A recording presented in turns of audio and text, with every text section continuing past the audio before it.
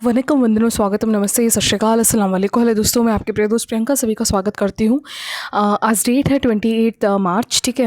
लेकिन कल का जो है आर्टिकल कवर नहीं हुआ, तो हम क्या करेंगे, कल का जो 27 है और 28 आज का, तो कंबाइन करके हम आर्टिकल डिस्कस करेंगे, ठीक है। काफ़ी इंटरेस्टिंग आर्टिकल्स हैं 2 दिन के। तो शुरू करते हैं। सबसे पहला आर्टिकल लेस टैक्सिंग है। यानी देखिए क्या है ना, एक्चुअली कंटेक्स्ट क्या है ना, एक टैक्स था जिसको इक्वलाइजेशन लेवी बोलते हैं। ये शुरू हुआ था 2016 में। और ये टैक्स है क्या, बाय द वे, जैसे कि हमारे पास गूगल है ना, और आज जिसे हम मेटा बोलते हैं यानी फेसबुक कंपनी, यानी जो मेनली ऑनलाइन प्लेटफॉर्म्स हैं, है ना। ये तो बहुत पहले से ही था। अब और बहुत सारे और भी सोशल मीडियाज़ आ गए हैं, लेकिन गूगल और मेटा का तो काफ़ी प्रचलन था। से 10 साल तो हो गए इसको नियरली, है ना। तो 2016 में ना सेंट्रल गवर्नमेंट ने एक एनवे इक्वलाइजेशन लेवी अप्लाई किया। इन्होंने बोला कि इन कंपनीज़ पे जो पेरेंट कंपनी इंडिया की नहीं है और डिजिटली वो सर्विसेज प्रोवाइड करवा रही है इंडियन सिटीजन्स को, तो उन पे आप जो भी इनकम ले रहे हो उस इनकम पे यहाँ पे 6% का टैक्सेशन लगेगा, ठीक है। तो ये जो टैक्स है अब जो है, अभी रिसेंटली गवर्नमेंट ने बोला है कि अब इसे हटाया जा रहा है, ठीक। और अब जैसे यहाँ पे एक चीज़ बताई जा रही है कि इसके ऊपर ना बहुत इशू पहले भी चला था। 2020 में भी ना, जब इंडिया के ऊपर ये टैक्स का जो है एलिगेशंस लगाया गया कि इंडिया जो है बहुत ज़्यादा टैक्स लगा रहा है, इसके बिहाफ पे यूएस ने क्या किया, अपने यूएस ट्रेड एक्ट 1974 के तहत, तो ना इंडिया के ऊपर ये एलिगेशंस थे कि इंडिया जो है बहुत ज़्यादा टैक्स लगा रहा है, जिसको गूगल टैक्स भी बोलते हैं। तो यूएसए ने अपनी तरफ से क्या करा, यूएस ट्रेड 1974 के तहत ना इन्वेस्टिगेशन किया इस पूरे मामले पे कि इंडिया के द्वारा कितना टैक्स लगाया जा रहा है।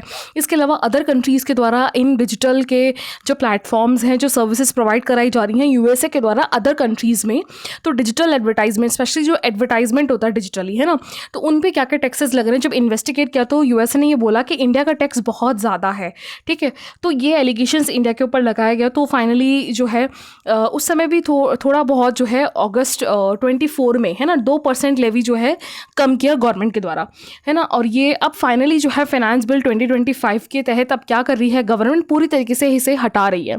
तो यहाँ पे राइटर बता रहे हैं कि देखिए ये जो टैक्स है, although equalisation levy impose India के द्वारा, ये एक ऐसा कंट्री है जो पहली बार, इंडिया ऐसा पहली कंट्री था वन ऑफ द, जिसने ये टैक्स लगाया था डिजिटल एडवर्टाइजमेंट्स पे, है ना। और इसकी वजह से इंडिया को पता है एनुअली 4000 करोड़ के हिसाब से जो है टर्नओवर यानी इनकम सोर्स मिलता था। तो ये चीज़ नहीं मिलेगी, दुख की बात है। लेकिन यहाँ पे पता है इसका एक रीज़न ये भी है ना, अब जैसे अचानक से आपको भी लग सकता है कि इंडिया क्यों हटा रहा है इसे, क्योंकि ऑलरेडी जब से ट्रंप जी आए हैं ना, तब से बहुत ज़्यादा हेरफेर, बहुत ज़्यादा चेंजेस हो रहे हैं, स्पेशली टैक्स को लेकर। क्योंकि अभी 2 अप्रैल आने वाला है और 2 अप्रैल से जो है आपको पता है उनका टैरिफ इंप्लीमेंट हो जाएगा, और तब पता चलेगा कि यूएसए इंडिया के ऊपर कितना टैक्स लगा रहा है, चाइना के ऊपर और कितना बढ़ा दिया, और जितने भी साउथ एशियन कंट्रीज़ हैं उनके ऊपर यूएसए के द्वारा जो जो इम्पोर्ट किए जाते हैं या यूएसए जो एक्सपोर्ट करते हैं उनके ऊपर कितने वो टैक्सेस लगाएंगे, ठीक है। तो इस वजह से ये चीज़ जो है लगाई जा रही है। बाकी देखते हैं अब आगे 2 अप्रैल के बाद ही पता चलेगा रियलिटी क्या है। और सेम इसी से जुड़ता मिलता जो आर्टिकल है ना, आज भी एक आया था, उसमें ऑल्दो इसमें राइटर बता रहे हैं कि ये इशू तो बहुत पहले से है, ठीक है। एक चीज़ अगर एक तरफ से अच्छी भी है कि अगर चलो ठीक है आपको लग रहा है कि जो टैक्स लगा रहे हैं इंडिया की तरफ से जो लग रहा है वो फेयर नहीं है, तो लेकिन एक तो कोई ऐसा टैक्सेशन होना चाहिए ना इस डिजिटली जो सर्विसेज का प्रोवाइड करने का। तो यहाँ पे ना अब 2024 में ना यूएन के पास नियरली कम से कम 110 कंट्री ने मिलकर ना सपोर्ट के साथ एक इंटरनेशनल टैक्स कन्वेंशन बनाने की जो है रिकमेंडेशन करी है, ठीक है। तो इससे यूएन इस पे काम कर रहा है। और ओईसीडी का जो वन अप्रोच है, ओईसीडी जो कंट्रीज़ होती हैं, जो गल्फ कंट्रीज़ हैं, उनके द्वारा भी एक अप्रोच किया गया है कि वन प्रोजेक्ट होना चाहिए, यानी एक जैसा टैक्स होना चाहिए जितने भी ओवरऑल ग्लोबली नेशंस हैं, ताकि उसमें कोई बाइफर्केशन या फिर कोई बायसनेस ना दिखे किसी भी नेशंस को, राइट। तो यहाँ पे अब जो है ये बात चल रही है, अब देखते हैं, बाकी तो अभी हुआ नहीं है। तो इंडिया को जो 6% लेवी टैक्स था अब इसे हटा दिया गया है, ठीक है। ऑल्दो लॉस तो है, इंडिया का है लॉस, बट क्या करें फिर, अभी तो 2 अप्रैल के बाद पता चलेगा और क्या क्या लॉस झेलना पड़ेगा हमें। खैर, इसके अलावा नेक्स्ट आर्टिकल है एनजीएससी पे। देखिए आपको पता है अभी जो कंटेक्स्ट एक्चुअली एनजीएससी पे आसपास इसलिए घूम रहा है ना, आपको पता है जो दिल्ली के हाई कोर्ट के जो जज थे, है ना, मिस्टर वर्मा, उनके घर से बहुत सारे पैसे रिकवर किए गए, है ना, जो फायर लगा था। तो यहाँ पे क्वेश्चन मार्क लग जाता है कि वो छोटे मोटे कोई कोई इंसान तो है नहीं, नॉर्मल लेमैन तो नहीं है, हाई कोर्ट के जज हैं और उनके घर में इतने लंप अमाउंट में पैसे मिलना कोई छोटी बात नहीं है। तो यहाँ पे क्वेश्चन मार्क आ जाता है उनकी अकाउंटेबिलिटी पे, उनके अपॉइंटमेंट के ट्रांसपेरेंसी पे। क्या हम एलिजिबल पर्सन क्या हम केपेबल पर्सन को ही जो है अपॉइंट कर रहे हैं? क्योंकि जो अपॉइंटमेंट का जो प्रोसीजर्स है कॉलेजियम, वो क्लियर नहीं है। उसी के ऊपर जो है यहाँ पे राइटर जो है क्वेश्चन मार्क लगा रहे हैं। ठीक है, तो पूरी हिस्ट्री है इसमें, तो शुरू करते हैं। तो देखिए, हमारा आर्टिकल 124 जो कॉन्स्टिट्यूशंस का है ना, वो डील क्या करता है कि भैया जो सुप्रीम कोर्ट है इसका एस्टैब्लिशमेंट होगा, ये कॉन्स्टिट्यूशन में ही लिखा है। ठीक है, लेकिन इसको एस्टैब्लिश कौन करेगा? प्रेसिडेंट ऑफ इंडिया, जो कि aid and advice of minister of councils के काम करते हैं। ठीक है, लेकिन ये क्या करेंगे, जो सुप्रीम कोर्ट के जो जजेस हैं, सुप्रीम कोर्ट के जजेस को अपॉइंट करने से पहले इन्हें CJI से, जो चीफ जस्टिस ऑफ इंडिया है, उनसे सजेशंस लेना होगा। तो यहाँ ये तो लिखा हुआ है आपके आर्टिकल 124 कॉन्स्टिट्यूशन में। लेकिन लोचा पता है कहाँ से शुरू होता है? लोचा शुरू होता है कि जो उनका कंसल्टेशन है, इसको कॉन्स्टिट्यूशन ने क्लियरली नहीं बताया कि भैया कि जो आपने CJI से कंसल्टेशंस के लिए बोला है कि प्रेसिडेंट किसी भी सुप्रीम कोर्ट के जज को अपॉइंटमेंट करने से पहले कंसल्ट लेंगे, वो क्लियर नहीं है। मतलब क्लियर सेंस से ये मतलब है कि अगर CJI ने बोल दिया कि हाँ इस जज को अपॉइंट करना है तो क्या हो जाएगा, या CJI ने मना कर दिया कि भैया ये जज अपॉइंट नहीं होगा तो क्या नहीं होगा, ऐसा कुछ भी क्लियर नहीं है इसमें।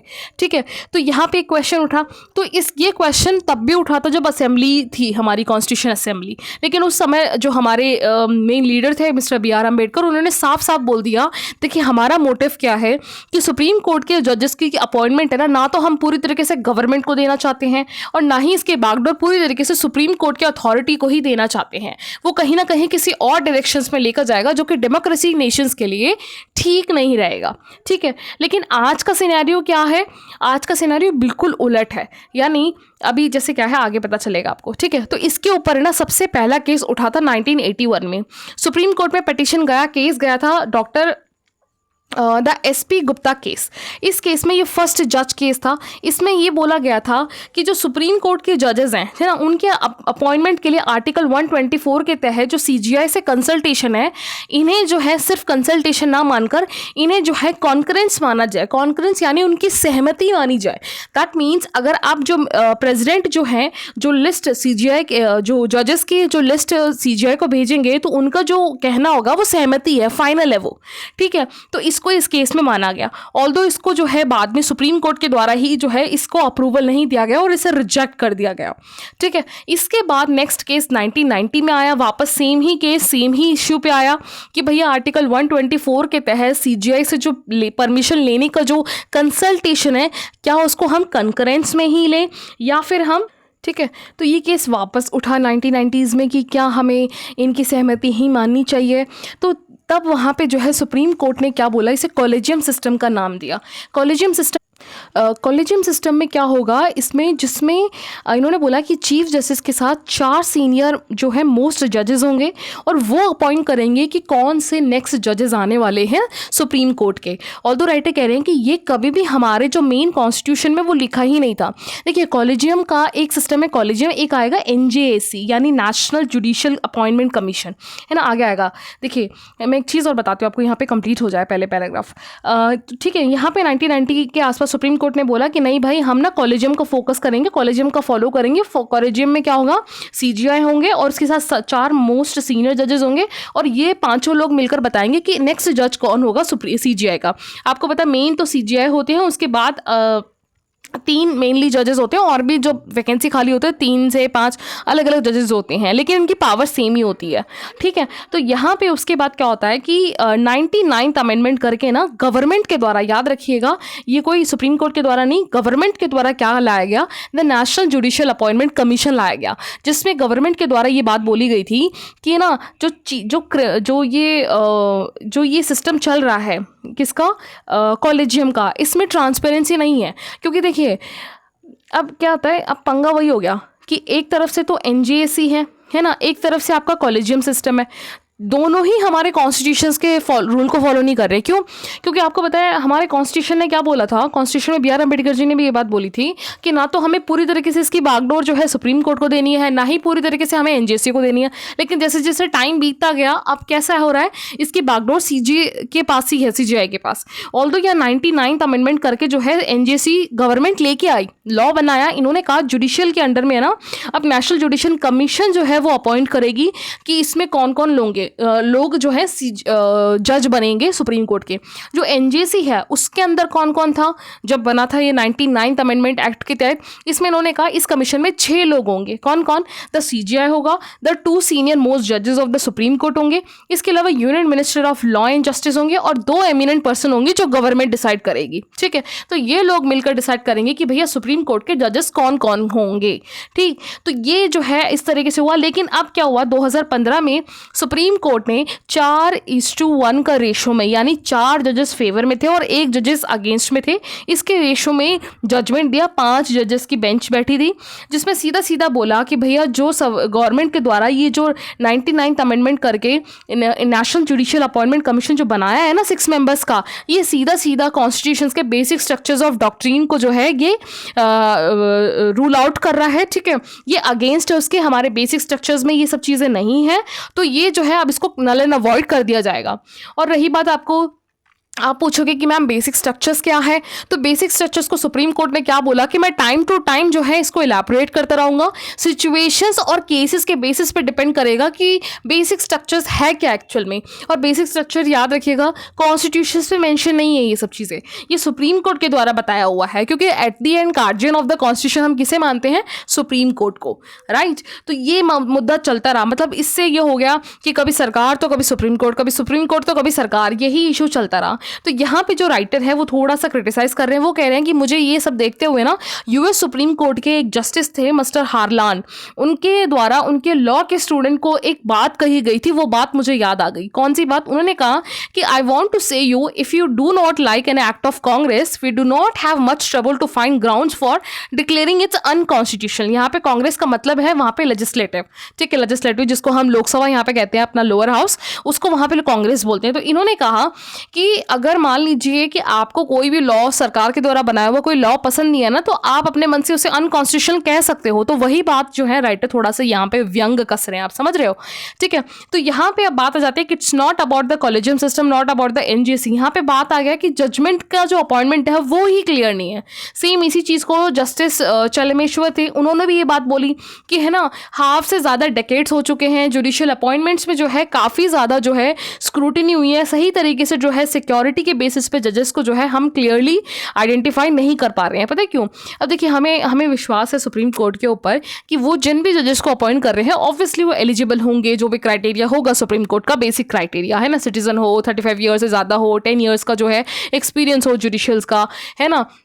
तो ये एक बेसिक नॉलेज है, बेसिक जो है क्राइटेरिया। लेकिन क्या होता है कई बार ये एलिगेशन सुप्रीम कोर्ट पे भी लगता है कि सुप्रीम कोर्ट ना अपने ही जजेस को जो है फोकस करता है, एक नए रिक्रूटमेंट या फिर जैसे कहीं ना कहीं ऑफिस ऑफ जो इंटरेस्ट होता है ना, इंटरेस्ट ऑफ कॉन्फ्लिक्ट जो है उसको कहीं ना कहीं इग्नोर करता है कि आपके ही नोन में आपके सीनियर्स है ना, उन्हीं का ही रिक्रूटमेंट होने के चांसेस ज़्यादा लगते हैं। ये एलिगेशन काफ़ी बार लग चुका है सुप्रीम कोर्ट में, ठीक है। इवन इसके बाद जो जस्टिस रुमा पाल हैं उन्होंने भी ये बात बोली कि ना ऑल्दो ये फॉर्मर मेंबर ऑफ कोर्ट के थे, उन्होंने भी बोला कि जुडिशियल अपॉइंटमेंट का जो ये सिस्टम है ना, ये कहीं ना कहीं सही तरीके से डिस्क्राइब नहीं है ना, सही तरीके से जो है अपॉइंटमेंट की कहीं ना कहीं जो एबिलिटीज़ है, जो सूटेबिलिटी है पॉसिबल जो कैंडिडेट के अपॉइंटमेंट्स, वो क्लियर नहीं, वो कहीं ना कहीं सीक्रेटली रखा जाता है, ठीक है, जिसकी वजह से ये जो है ये ट्रांसपेरेंसी को खो देता है, जो पूरा इसका जो सिस्टम है, इसका जो अपॉइंटमेंट करने का सिस्टम है, ठीक है। तो यहाँ पे सिग्नोफेंसी या फिर लॉबिंग होने का यानी करप्शन होने के चांसेस ज़्यादा से ज़्यादा बढ़ा देता है।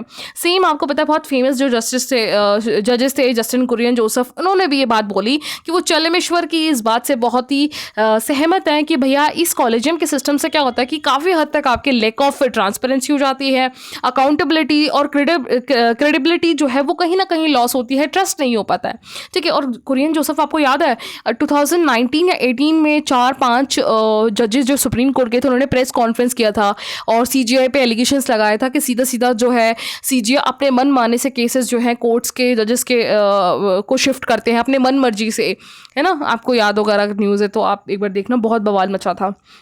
आई थिंक 18 या 19 का इशू था ये, ठीक है। तो ये चलता रहा। फिर एनजेसी को जो है यहाँ पे अब ये बोला जाता है कि एनजेसी मोड ऑफ गवर्नमेंट है, कि गवर्नमेंट फिर अपने कैंडिडेट्स को चूज़ करती है उनके फेवर में जो जो जजेस होंगे, है ना, ताकि वो अपने सॉर्ट के लिए करे। तो सेम ऐसे इसी चीज़ को इन्होंने जो एनजेसी के लिए कम से कम 543 मेंबर ऑफ पार्लियामेंट ने जो है इसमें हाँ भरी थी कि हाँ एनजेसी बहुत सही सोल्यूशन है सुप्रीम कोर्ट के जजेस के अपॉइंटमेंट्स के लिए। लेकिन इसमें से एक पर्सन थे राम जेठमलानी, जिन्होंने बिल्कुल रेटिफाई नहीं किया। बाकी 16 स्टेट्स ने भी सहमति जताई थी इस एनजेसी के लिए, ठीक है। तो यहाँ पे मध्य प्रदेश में भी यहाँ पे देखा गया मुकुल रोहतगी जो वो थे अटॉर्नी थे, ठीक है। तो उन्होंने भी ये बात बोली कि कहीं ना कहीं हमें इस चीज़ पे वापस जो है काम करने की ज़रूरत है। अब वापस से ये न्यूज़ में आया तो अमेंडमेंट करने की ज़रूरत है, ठीक है। तो इसी वजह से ओवरऑल ये बात न्यूज़ में आई है, ठीक। तो ये सेम ही चीज़ है और ये सेम ही आर्टिकल यहाँ पे भी है पूरा। और हमने जो भी डिस्कस किया कि भैया एनजेसी जो है उसमें कौन कौन से मेंबर होंगे, CGI x officer chairperson, 2 most senior person, है ना, यूनियन के लॉ मिनिस्टर, जस्टिस लॉ के मेंबर्स होंगे, 2 लोग और जो एमिनेंट लोग होंगे वो गवर्नमेंट सेलेक्ट करेगी। 4:1 के रेशो में गवर्नमेंट ने 2015 में एनजेसी को नल एंड अवॉइड कर दिया। तो यही सेम चीज़ें पूरा आर्टिकल है, क्योंकि अभी ना रिसेंटली क्या है, वाइस प्रेसिडेंट जो मिस्टर जगदीप धनखड़ ना, इन्होंने मीटिंग बिठाई। उन्होंने सीधा बोला कि भैया मुझे तो कहीं भी ट्रांसपेरेंसी नहीं दिख रही है और अब टाइम आ गया वापस से नेशनल जुडिशियल अपॉइंटमेंट कमीशन को वापस रिन्यू करने का, ठीक है। तो अब देखते हैं बाकी क्या होता है आगे गवर्नमेंट, है ना। तो बहुत ही इंपॉर्टेंट टॉपिक है ये सुप्रीम कोर्ट का, ठीक। इसके बाद नेक्स्ट आर्टिकल चलते हैं बायो इकोनॉमी के बारे में। बायो इकोनॉमी एक्चुअली अभी ना एक रिपोर्ट निकली है ना, द इंडिया बायो इकोनॉमी किसने निकाला है? The department of the biotechnology ने निकाला है। इसने कहा है इंडिया के पास ना अभी बायोटेक्नोलॉजी का जो वर्थ है ना वो 300 बिलियन तक हो जाएगा 2030 तक, और 2047 तक आते आते ना आप 1 ट्रिलियन की वर्थ रखोगे सिर्फ और सिर्फ बायो इकोनॉमी से, ठीक। तो यहाँ पे और ये पूरे जीडीपी में 4.2% का कॉन्ट्रीब्यूशन रखेगा। तो देख लेते हैं एक बार बायो रिसोर्सेज होता क्या है जिसकी वजह से ये बायो इकोनॉमी चलती है। तो यहाँ पे इन्होंने बोला है कि ऐसे इंडस्ट्रीज जिसमें बायोलॉजिकल रिसोर्सेज का यूज होता है, जैसे प्लांट्स हैं, एनिमल्स हैं, माइक्रो ऑर्गेनिज्म है, जो अपने गुड्स एंड सर्विसेज को प्रोड्यूस करने में इन सारे रिसोर्सेज का यूज़ करती हैं। These are called the bio resources, जो बायो इकोनॉमी को क्रिएट करने में काम आती हैं।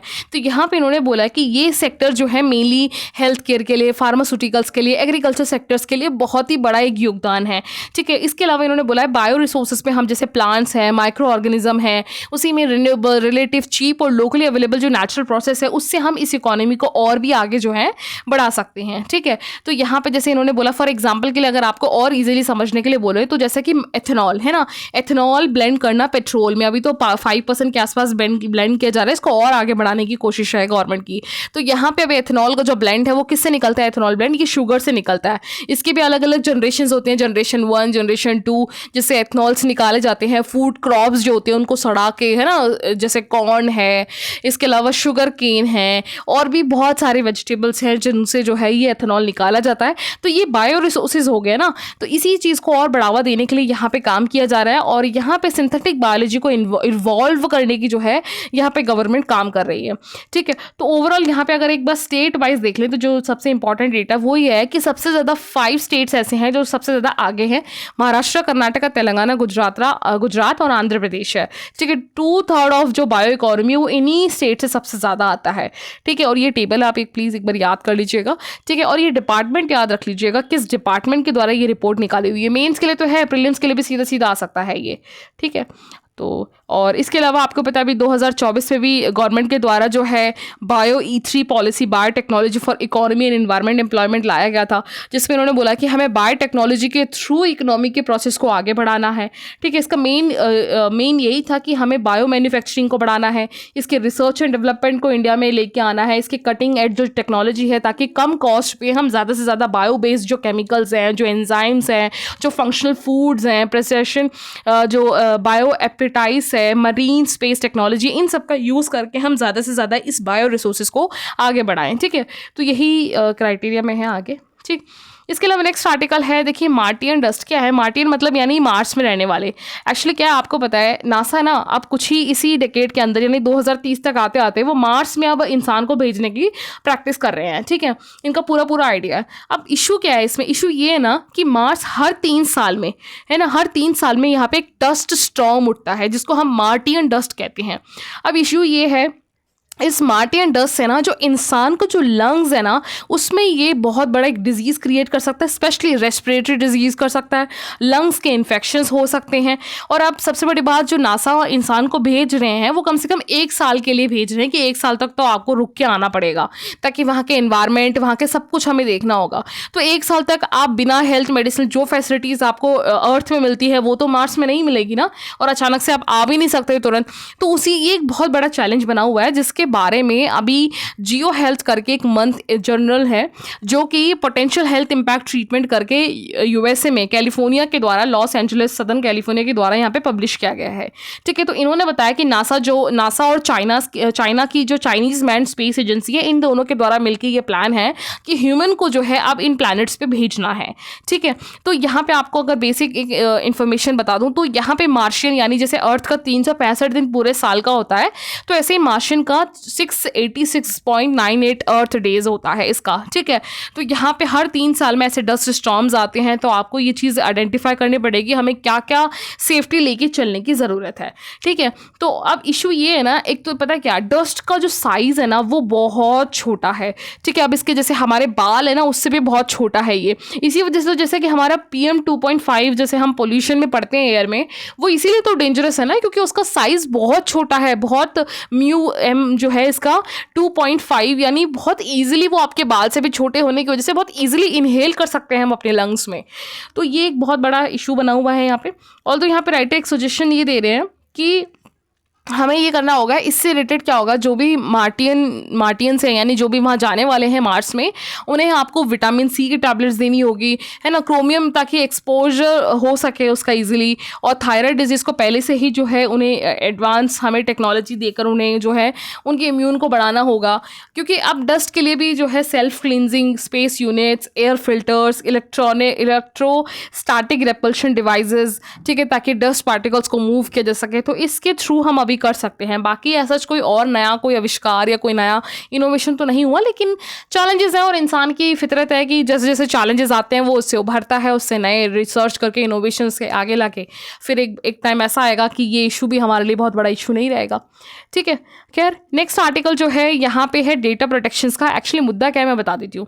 अभी है ना राहुल जी, मतलब ऑपोजिशन जो पार्टी हैं, उन्होंने क्या किया, आवाज़ उठाई है digital personal data protection act 2023 के तहत सेक्शन 44 के खिलाफ। इनका ये कहना है कि अब गवर्नमेंट ना इस सेक्शंस के तहत, और इसका एक और सेक्शन है 81J ऑफ RTI एक्ट, ठीक है। तो इसमें क्या होगा, इस डेटा प्रोटेक्शन से गवर्नमेंट क्या करना चाह रही है ना, कि इस डेटा प्रोटेक्शन से गवर्नमेंट ये कहना चाह रही है कि भैया अगर कोई इंसान है, कोई भी पर्सन है, चाहे वो MP हो, चाहे वो MLA हो, या फिर कोई भी पर्सन हो, है ना, अगर उसका कोई डेटा है तो आप इस डेटा के अकॉर्डिंग इंफॉर्मेशन बाहर नहीं निकलवा सकते। भले ही वो आप RTI भी फाइल करो और वो पब्लिकली उसे नहीं अवेलेबल कराना, तो वो नहीं देंगे। तो यहाँ पे जो डोमिनेंस है वो कहीं ना कहीं डिजिटल पर्सनल प्रोटेक्शन एक्ट का हो रहा है। तो यहाँ पे कॉन्फ्लिक्ट पता है किसका हो रहा है, प्राइवेसी वर्सेस RTI का, इंफॉर्मेशन, राइट टू इंफॉर्मेशन की कहीं ना कहीं कॉन्फ्लिक्ट हो रही है।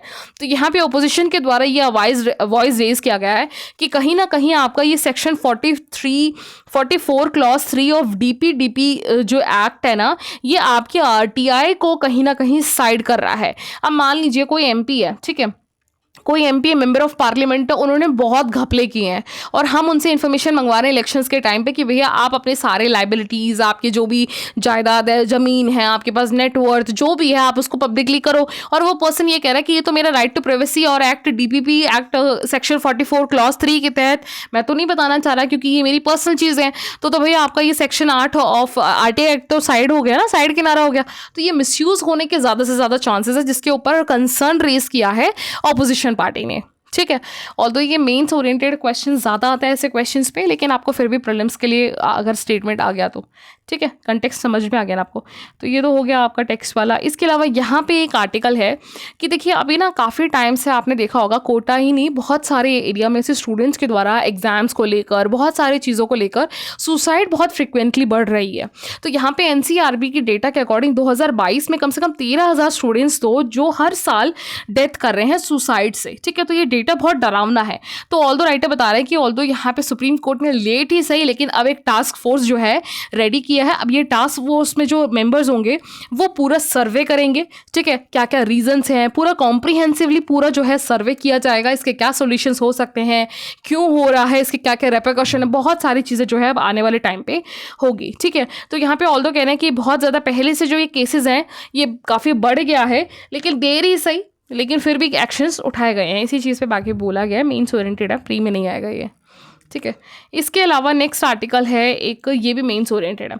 एक्चुअली ना आपका अभी पता है आपको बजट सेशन आपका ख़त्म होने वाला है ना, अप्रैल आ जाएगा। तो ये 31 मार्च के बाद जो आपका 2024 से 2025 का जो ईयर सेशन था वो ख़त्म हो जाएगा 31 मार्च को, और 1 अप्रैल से आपका जो है नया ईयर शुरू हो जाएगा, फाइनेंशियल ईयर। ठीक है, तो यहाँ पे राइटर बता रहे हैं कि यहाँ पे राइटर बता रहे हैं कि देखिए बजट सेशन अब खत्म होने को है, लेकिन पार्लियामेंट में जो इश्यूज उठने चाहिए थे ना उसमें से बहुत सारे इश्यूज हैं जो नहीं उठे हैं।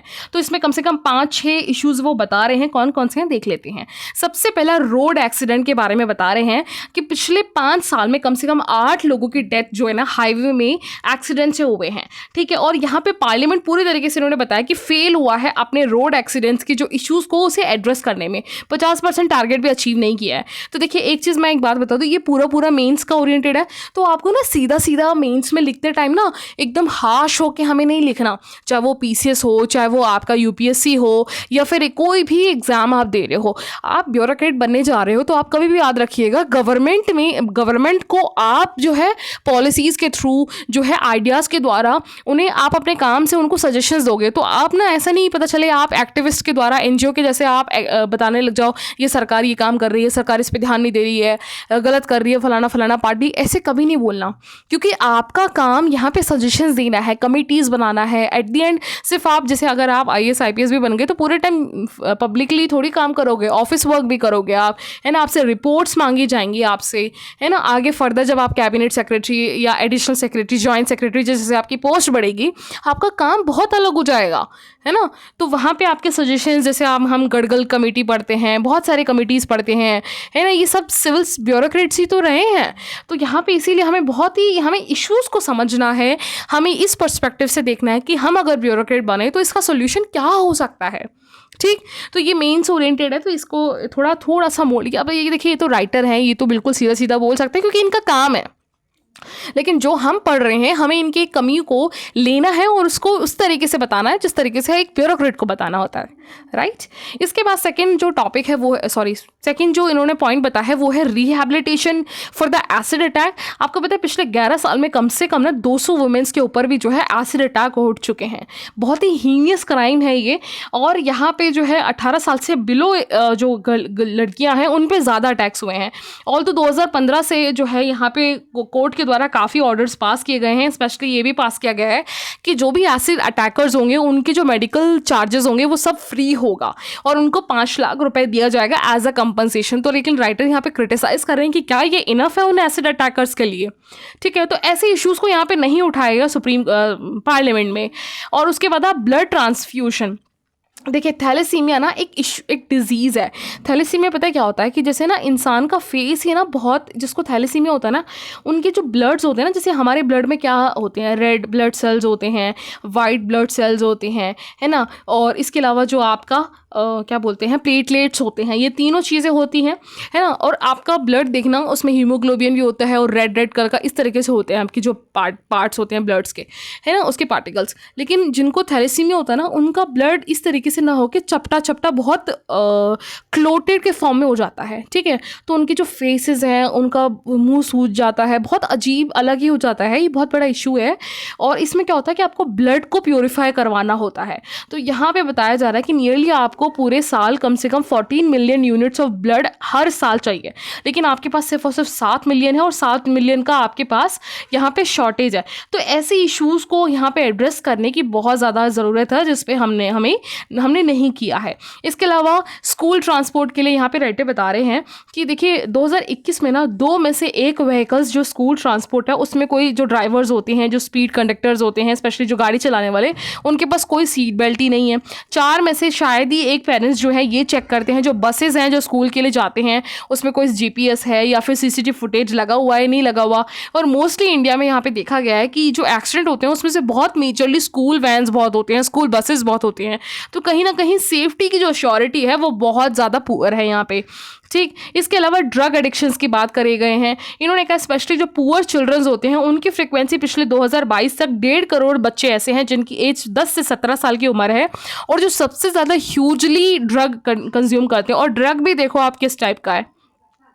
ड्रग है पेन रिलीफ का जो बाम होता है ब्रेड पे लगा के, इसके अलावा फेविकोल हो गया, पेंट हो गया, पेट्रोल हो गया, डीजल हो गया, ट्योरपेंटाइन हो गया, नेल पॉलिश हो गया। नेल पॉलिश का जो रिमूवर होता है ना, जिसको हम क्या बोलते हैं, मैं नाम भूल गई उसका, जो वाइट वाइट सा होता है, ट्रांसपेरेंट सा होता है, मैं नाम भूल गई, है ना, थिनर जिसको, सॉरी हाँ थिनर थिनर, उसको स्मेल करके ये लोग जो है क्या बोलते हैं इसको, एडिक्शन लेते हैं इसका। और पता है आपको मैं एक एग्जांपल बोलूँ, दिल्ली में अगर आप हो ना, मैंने दिल्ली में बहुत देखा है ये सीन। दिल्ली में अगर आप कभी सीपी जाओ, कभी ट्रैफिक एरिया में जब भी सिग्नल पे आप बैठे हो ना, तो जो रोड साइड में आपसे जो बैगिंग करके आते हैं या कार क्लीन करते हैं कभी ऐसा, तो आप देख ना उनके हाथ में ना कुछ वाइट सा कपड़ा होता है और मुझे लगा पता नहीं क्या है। और लिटरली वो लोग पता क्या करते हैं, इस तरीके से जो पेंट है या नेल पॉलिश या जो कुछ भी है ना ऐसा लगा के सूंघते रहते हैं। और स्पेशली वो बहुत छोटे छोटे बच्चे होते हैं, ये मैंने खुद अपनी आंखों से देखा। स्पेशली सीपी वाले एरिया में आपको बहुत मिल जाएगा उस सर्कल के आसपास। तो ये बहुत ही बड़ा एक इशू है, इंडिया में इमर्जिंग है। अब यूएसए में आपको पता है ज़ॉम्बी सिटी बन चुका है। आपने एक वीडियो अभी बहुत सर्कुलेट हो रही है यूट्यूब पे, आप देखना ज़ॉम्बी सिटी अभी इस ड्रग्स के फेंटेनाइल के वजह से, है ना। चाइना सबसे बड़ा एक्सपोर्टर है फेंटेनाइल का, वो भी इशू हमने डिस्कस किया था आर्टिकल। खैर, इसके अलावा लो कॉस्ट जीन थेरेपी, जैसे कि यहाँ पे स्पाइनल मस्कुलर ऑटोट्रॉपी होता है, जिसमें है ना जेनेटिक डिसऑर्डर के वजह से क्या होता है कि बहुत बड़ा इशू होता है स्पाइनल कॉर्ड से जो आपका नर्व सिस्टम जुड़ा होता है ना, वो काम करना बंद कर देता है। और इंडिया में एनुअली कम से कम 8,000 से 25,000 पेशेंट्स आते हैं सिर्फ और सिर्फ इस इशूज़ की वजह से, ठीक है। तो यहाँ पे आपको जो मेडिसिन चाहिए, जो आपको पॉलिसीज़ चाहिए, द नेशनल पॉलिसी ऑफ, है ना, उस चीज़ पे आपने इसकी जो डिजीज़ है, जो ड्रग्स हैं, वो मंगवाए ही नहीं है। वो बहुत रेयर हो रहे हैं क्योंकि आपको पता है 8,000 से 25,000 एनुअली पेशेंट्स है, तो ये कोई छोटा अमाउंट नहीं है ना पेशेंट्स का। तो इन पे इश्यूज़ पे ध्यान नहीं देना।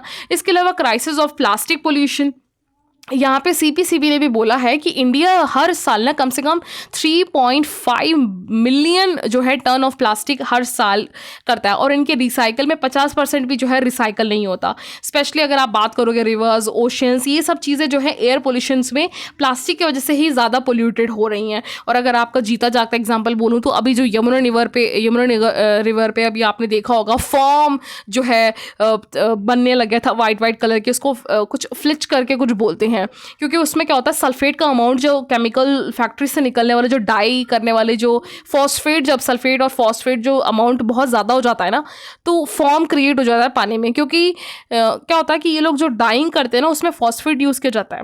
और आपको पता है यमुना जो है हरियाणा से निकलते ही जैसे दिल्ली में आती है, तो नॉर्थ दिल्ली में बहुत सारे इंडस्ट्रियल एरिया हैं, तो वो और सीवेज का ट्रीटमेंट सही तरीके से ना होना भी बहुत बड़ा एक इशू है इसका। तो ये सारे मेंस ओरिएंटेड इशू हैं जो आपको मेंस में लिखना है, प्री में तो बिल्कुल भी नहीं आएगा ये सब चीज़ें, ठीक है। तो ये बहुत अच्छे अच्छे पॉइंट्स हैं। तो ओवरऑल आज का आर्टिकल यही था। Thank you.